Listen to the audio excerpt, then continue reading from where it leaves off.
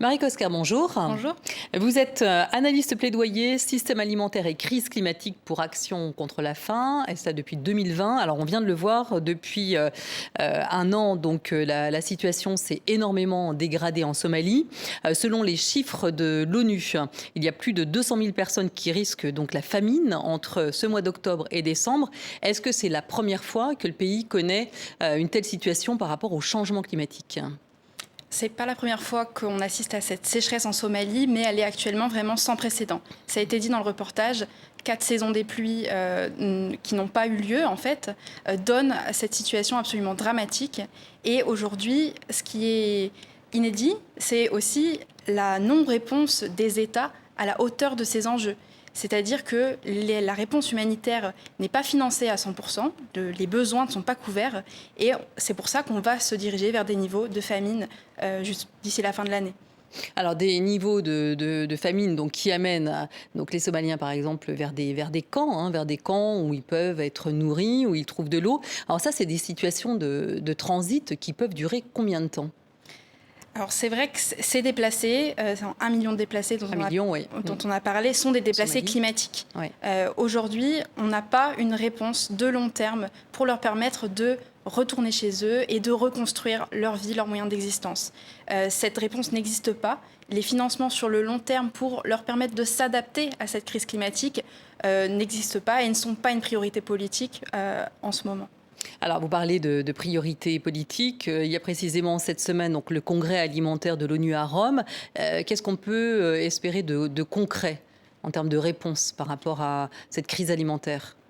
Alors, ce qu'on demande, la société civile mondiale, donc Action contre la faim, mais aux côtés d'organisations paysannes et de peuples autochtones de la planète entière, c'est une réponse coordonnée des États face à cette crise alimentaire au sein de ce comité de la sécurité alimentaire mondiale qui se trouve à Rome. Alors la plénière est cette semaine, les États négocient jusqu'à aujourd'hui, les négociations doivent se conclure aujourd'hui, et on demande cette réponse coordonnée au sein de ce comité parce que c'est l'instance multilatérale la plus inclusive puisque nous avons la société civile voix au chapitre. Et ce qu'on demande, cette réponse coordonnée, c'est qu'elle soit de long terme, qu'elle mette l'agroécologie au cœur de la réponse, c'est-à-dire la transformation des systèmes alimentaires. Voilà, vous parlez de l'agroécologie, ça veut dire remettre le paysan au cœur du système alimentaire. Alors ça, c'est vraiment impératif, en Afrique notamment. Complètement. Un des principaux problèmes qui est rencontré par l'agriculture familiale à petite échelle, c'est le manque de soutien. Le manque de soutien public, le manque d'investissement dans cette petite agriculture qui nourrit la planète aujourd'hui. Et l'agroécologie vise cette dimension politique. Ce n'est pas seulement des pratiques agronomiques qui permettent de s'adapter à la crise climatique, mais c'est aussi un mouvement politique qui remet au cœur des systèmes alimentaires les paysans et les paysannes. Alors pourquoi n'y a-t-il pas plus de plaidoyer en fait, pour valoriser cette agriculture rurale, paysanne ? Le plaidoyer, il est là.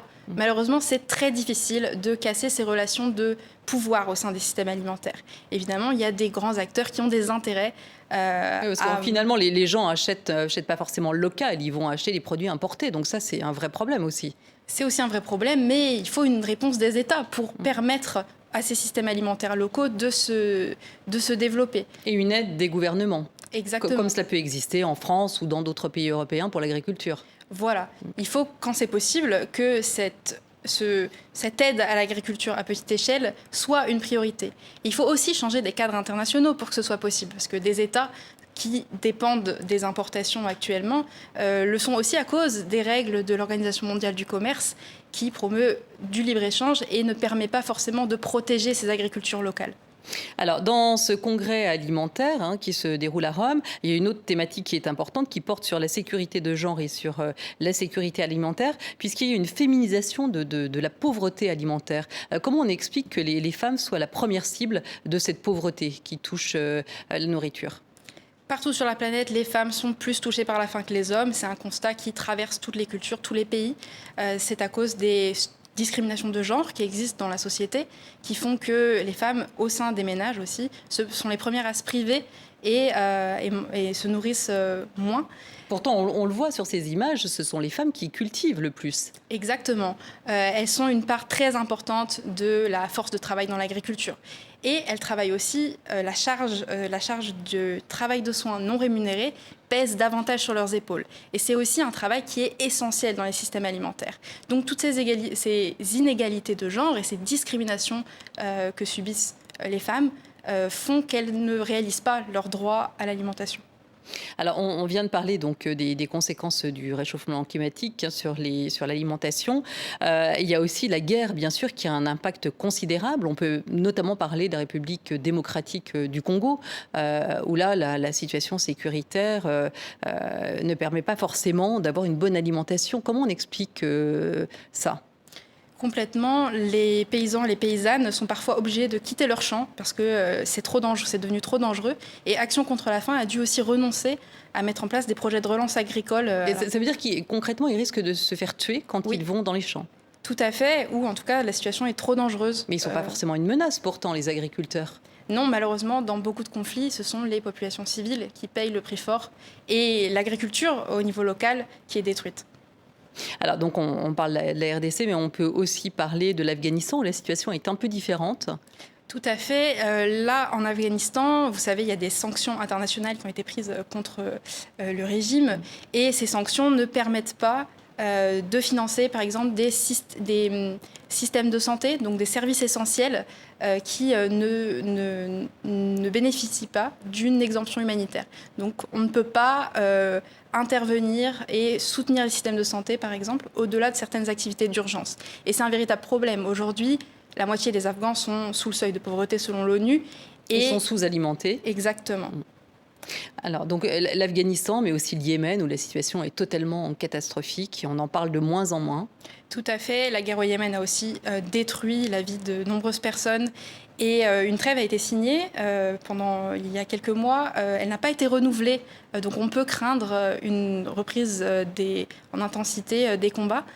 Et au Yémen, qui est un peu une crise oubliée, on voit que les besoins humanitaires sont aussi largement sous-financés. Pour le Yémen, c'est seulement 46% du plan de réponse humanitaire qui a trouvé financement. Alors, il y a aussi le Covid qui a accentué la problématique de la faim dans le monde et pas que dans les pays pauvres. Exactement, le Covid a des effets à long terme et en France aussi. Alors c'est une partie moins connue des activités d'Action contre la faim, mais nous avons des activités en France. C'est-à-dire que vous avez ouvert des centres suite au Covid. Auprès de publics qui sont en insécurité alimentaire, notamment les personnes exilées en France. Mais le nombre de personnes qui demandent l'aide alimentaire aujourd'hui en France a augmenté de 7% l'année du Covid. C'est vraiment conséquent et on ne le pense pas forcément en France. Mais ces conséquences du Covid sont vraiment à long terme. Merci beaucoup, Marie Coscar. Je rappelle que vous êtes analyste plaidoyer système alimentaire et crise alimentaire pour Action contre la faim. Merci d'avoir été avec nous.